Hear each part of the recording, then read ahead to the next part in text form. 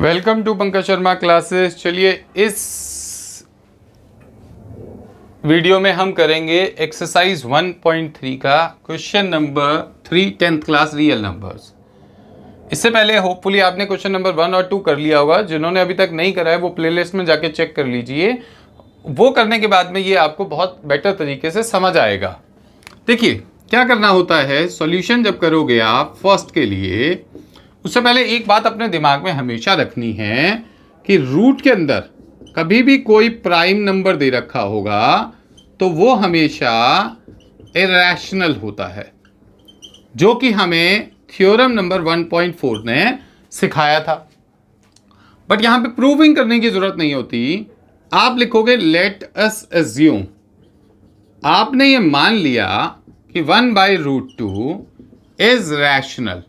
हमेशा आपने उल्टा मानना है। जब भी रैशनल प्रूव करने वाला क्वेश्चन आएगा आपने उसको मान लेना रैशनल है जी। ये अगर ये रैशनल है तो इसकी जो फॉर्म है 1/√2 वो a/b की फॉर्म में होनी चाहिए। और यहां पे आप लिखोगे where a and b are coprime. Coprime का मतलब मैंने आपको पहले बहुत बार बताया है कि जो HCF होता है a और b का वो 1 आता है, मतलब ये आगे कट नहीं सकते। इसके बाद में आपने क्या करा, क्रॉस मल्टीप्लाई करा। 1 को मल्टीप्लाई कर दिया b से और √2 को मल्टीप्लाई कर दिया a से। बिल्कुल ठीक है। ये तो b आ गया, ये √2 a आ गया। a इसको उठा करके इधर भेज दीजिए, ये आपके √2 आ गया।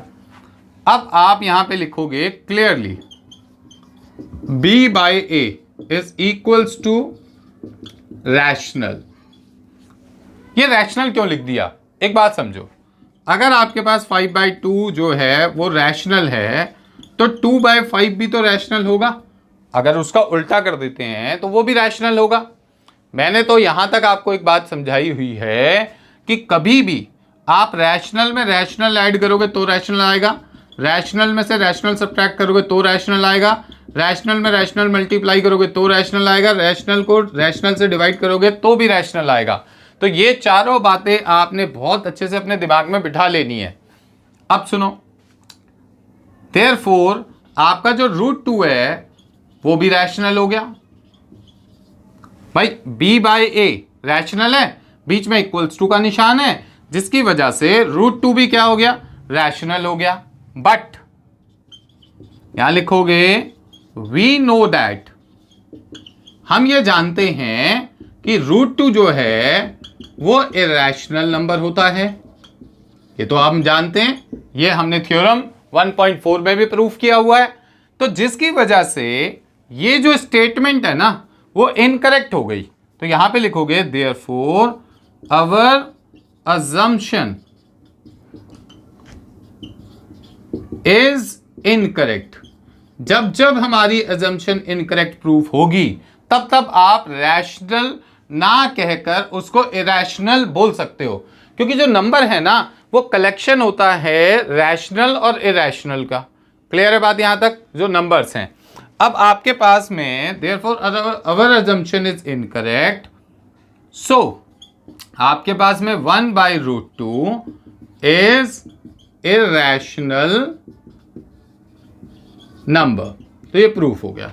इसमें ज्यादा कुछ लिखने की जरूरत नहीं होती, इतना ही लिखते हैं हम और इससे हमारा काम बन जाता है। अब हम बढ़ते हैं आगे इसके सेकेंड पार्ट की तरफ। देखते हैं सेकेंड पार्ट में हमें यहां पे क्या करना है। सेकेंड पार्ट को देखोगे आप तो यहां पे क्या दिया हुआ है जी। सेकेंड पार्ट में आपके पास है 7√5। 7√5 इन्होंने दे दिया। एक बात समझिए, सबसे पहला काम क्या होता है, लेट अस एज्यूम। आपने मान लेना है कि 7√5 जो है इज रैशनल। सिंपल सी बात है, यहां पे रैशनल मान लिया। अब आप सोचिए, therefore 7√5 is equals to a/b। साथ में यहां पे लिख दोगे where a and b are coprime. Coprime का मतलब HCF of a, b is equals to किसके बराबर है, 1 के बराबर है। बस इतनी सी बात यहां पर हमारी आ गई। अब सुनिए, √5 लिखा है, ये a है और ये 7b हो जाएगा, क्योंकि यहां पे मल्टीप्लाई में तो उधर जाएगा तो डिवाइड में जाएगा। ये बात समझिए क्लियरली। आपके पास में a/7b is equals to rational हो गया। इसका क्या मतलब है, ध्यान से देखिए, जब आपका a/b मल्टीप्लाई होगा 1/7 से तभी तो a/7b आएगा।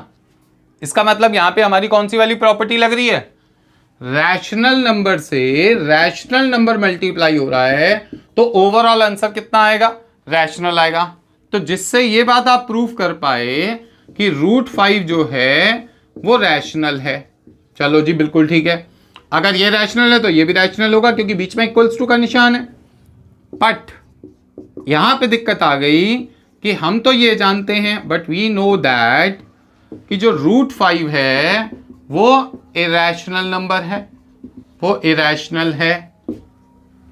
देयरफॉर अवर अजम्पशन, हमारी जो अजम्पशन है, therefore our assumption is incorrect. हमारी अजम्पशन क्या हो गई, इनकरेक्ट हो गई। सो आपके पास 7√5 इज इरेशनल, क्योंकि हमने जो अजम्पशन करी थी वो करी थी रैशनल के लिए। अगर हमारी अजम्पशन इनकरेक्ट हो गई तो इसलिए वो क्या हो जाएगा, इरेशनल नंबर हो जाएगा। होपफुली आपको क्लियरली समझ आ रहा होगा कि इस क्वेश्चन को हम किस तरीके से करेंगे। तो चलिए बढ़ते हैं थर्ड पार्ट की तरफ। थर्ड भी बहुत आसान है, अब तो आप खुद भी कर सकते हो इसको। तो जो जो बच्चे कर सकते हैं वो ध्यान से मेरे साथ साथ करिए। अब आपके पास में थर्ड पार्ट 6 प्लस में √2 ये दिया हुआ है। पहला काम क्या होता है, लेट अस अज्यूम, आपने अज्यूम कर लेना है भैया 6 प्लस √2 जो है वो आपके पास में रैशनल है। बहुत अच्छी बात।